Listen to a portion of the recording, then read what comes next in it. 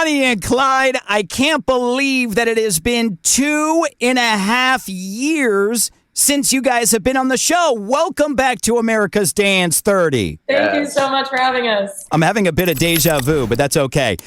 We caught up at Sunset Music Festival last year. I saw you guys in Miami, but a lot has happened since. Of course, you guys dropped your debut album at the end of last year. You had back-to-back sold-out shows in 2 different cities last week. You had a billboard for you guys. You dropped a remix of Millennium. And, P.S., you've got another #1. Congratulations. Thank you. Thank you so much. Yeah, you guys have been insanely busy. Before we talk all about Need Ya with FOMO and find out how the song was born, let's get to know Bonnie and Clyde a little better with Finky's Firsts. Okay, great. Sounds good. Daniel, you look a little nervous. Let's see how this goes.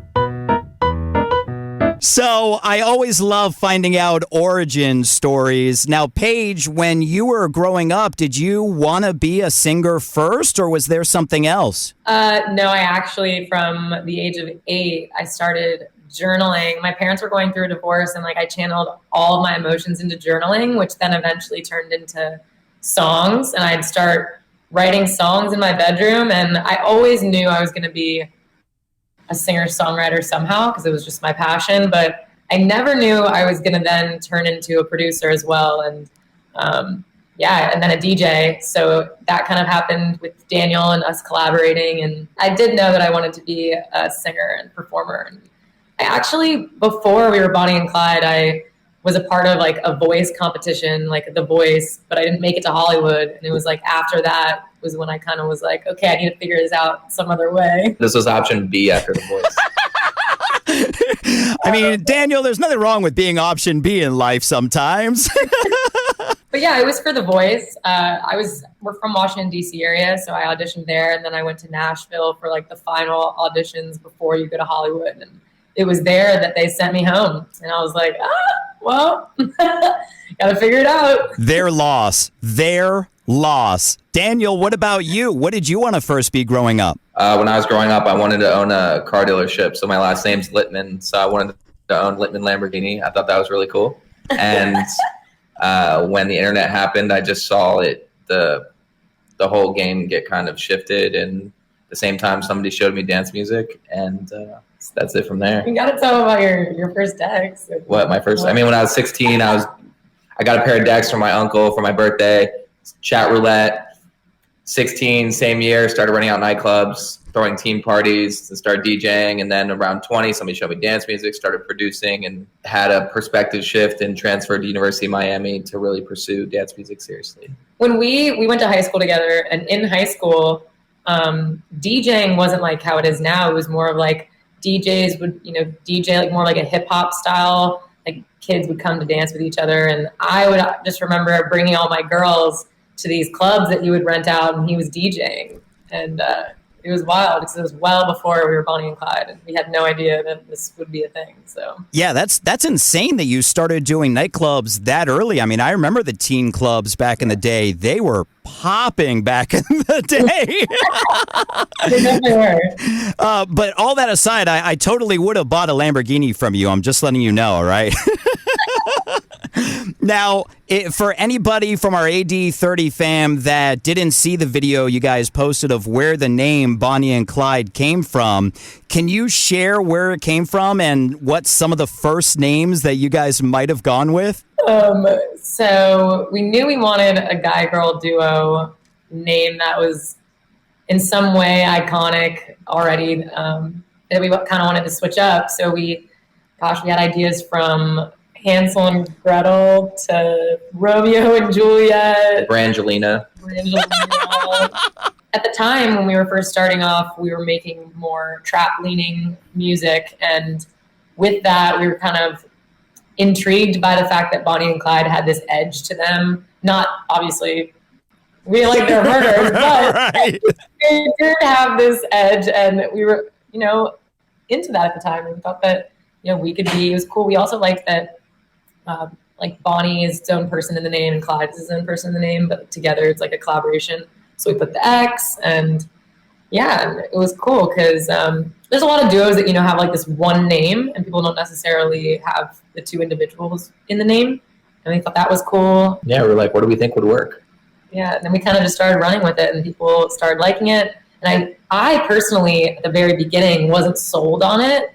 I remember telling him, I don't know how I feel about being Bonnie, but it was like our first show when I heard people saying Bonnie to me, and I was like, okay, I think I can run with this. I mean, I love Bonnie and Clyde, but I still think Hansel and Gretel would have been the name to go with.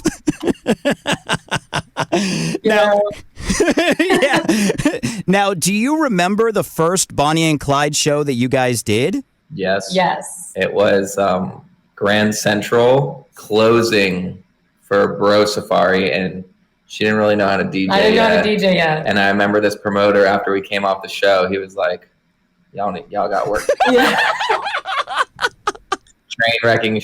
We played like a 40-minute mix. It was definitely. It was just bad. Yeah, it was my first time ever behind the booth, really. And did I even sing at that show? I don't even know if we sang. I don't even know if we had a song to sing. Yeah, I think it was just a DJ set, and I don't even know. Thinking back to that, knowing that I didn't know how to DJ, I can't believe I got behind the booth to be there. I can't either.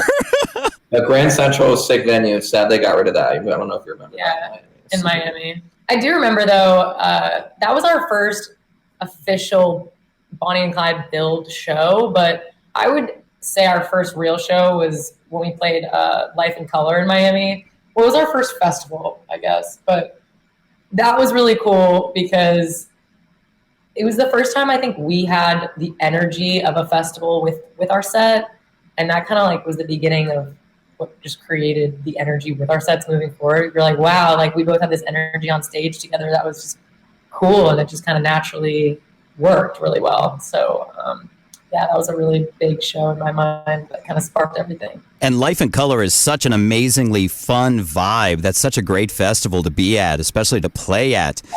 Now, one thing that's amazing about you guys is your fan base, the Rose Gang, and how much love you show to them.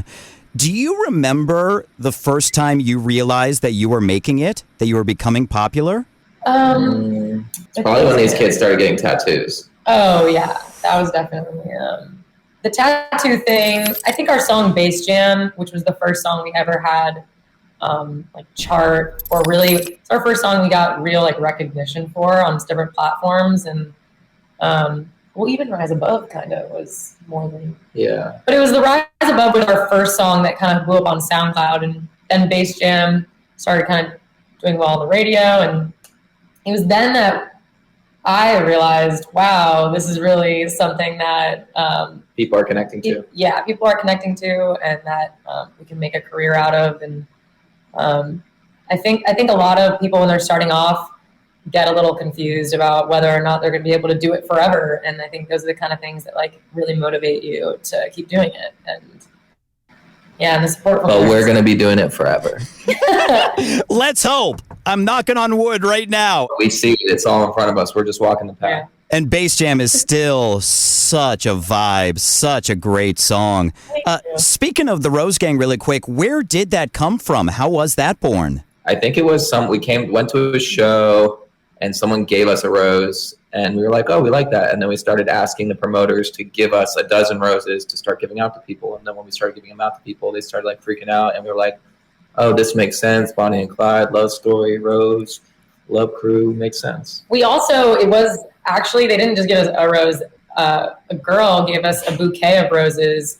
And at that show, before we were leaving, before the crowd left, I passed them out. And after that night, we had a bunch of images tweeted at us and DM'd to us that people were taking pictures with the rose and feeling such a connection to that experience with the rose. It was like a little token that they took home. And it was from that we were kind of like, wow, it's really great that they feel this way about this little symbol. And so we wanted to continue to throw them out of our shows, and we made it a thing. Ever since then, it's been a really magical thing to have at our shows because kids just freak out about them. It sets the vibe. Yeah, I mean, it's everybody, great. It makes people want to get to the front row or get to a place where they can, get a rose from us. Isn't it crazy how things are born? I mean, that's just nuts how that came about. Let's talk about your number one smash, Need Ya. How was this song born with FOMO? So basically they came into the studio one day and he had this chord progression with a little splice sample. Splice is like a sample platform that just said, I need ya, I need ya, I need ya, I need ya. It wasn't even a melody that ended up being in the song, but the concept need ya just kind of sticked. And then we created a story around, a girl, not being with a guy, but still needing them or something along those lines. Why are you asking me? You should know that. We wrote it a long time ago and I haven't really thought about their initial session in a while, honestly. It was all sparked from this one sample that they had, and I initially was kind of mumbling melodies on the mic, and then I'm pretty sure it was the first melody that I came up with. Everyone in the room, we were all like, okay, like we gotta run. You're getting over me. It's that part and the hook, and everyone in the room was like, oh, we gotta run with that melody. And when we initially heard the just need ya, I always go to my emotional relationship thoughts of just wanting someone, like feeling like someone's pulling away from you, but wanting to let them know that you still need them in your life. And it was pretty simple. It was a very simple concept, but it just kind of worked that we all were feeling that same energy at the time. We were talking about relationships with each other and where we were at in our relationships in our lives, and we all felt the same way about it. And it's such a simple notion, I feel like, for the song, but it worked really well with the big production. It happened really fast too. Yeah. Well, maybe like an hour and a half.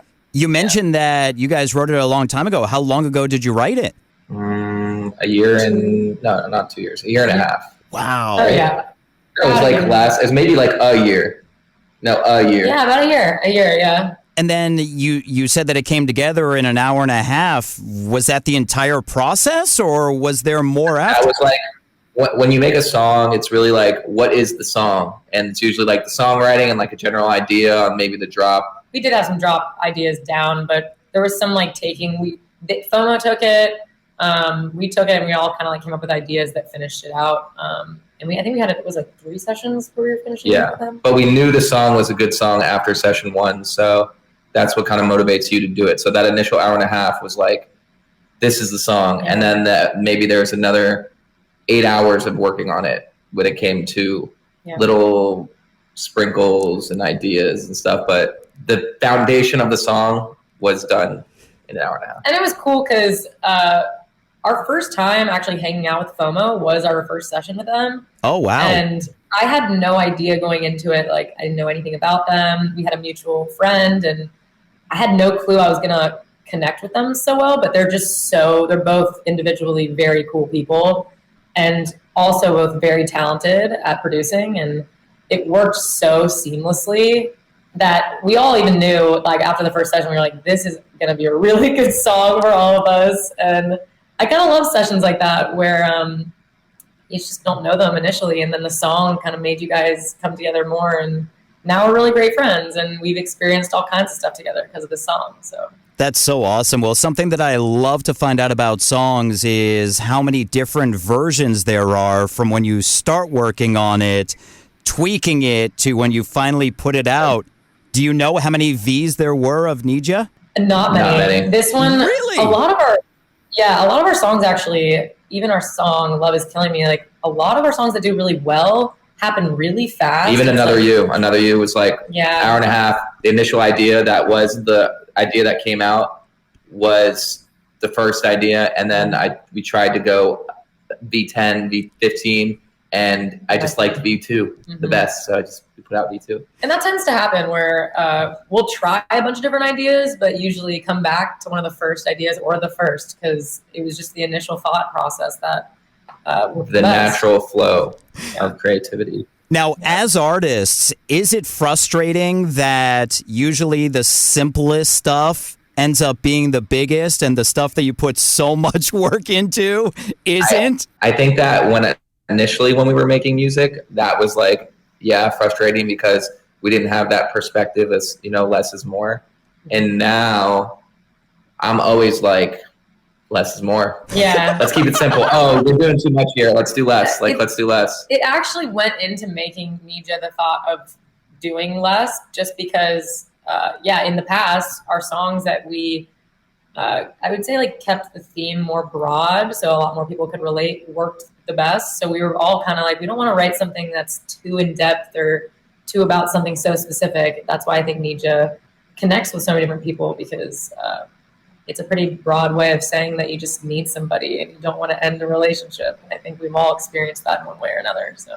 Well, you guys absolutely killed it. Congratulations on another #1. What is next for Bonnie and Clyde? More music and shows, and the show's only going to get bigger. The album was called Tears in Paradise, so there's going to be some sets where we do Bonnie and Clyde Presents Tears in Paradise, and then look forward to our next album. Yeah, we have a lot of really exciting shows coming up.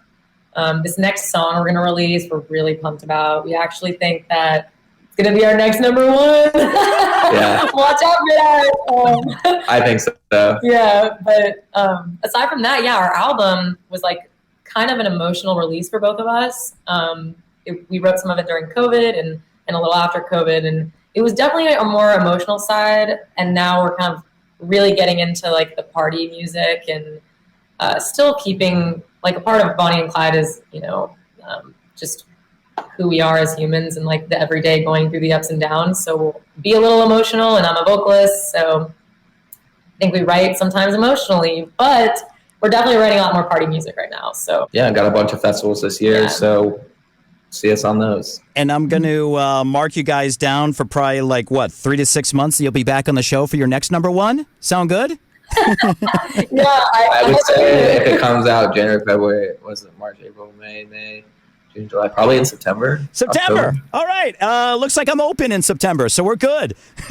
Okay. Bonnie and Clyde, It's awesome seeing you guys again. Thank you for your time on America's Dance 30. Thank you so much. It's always a pleasure to talk to you. You're awesome.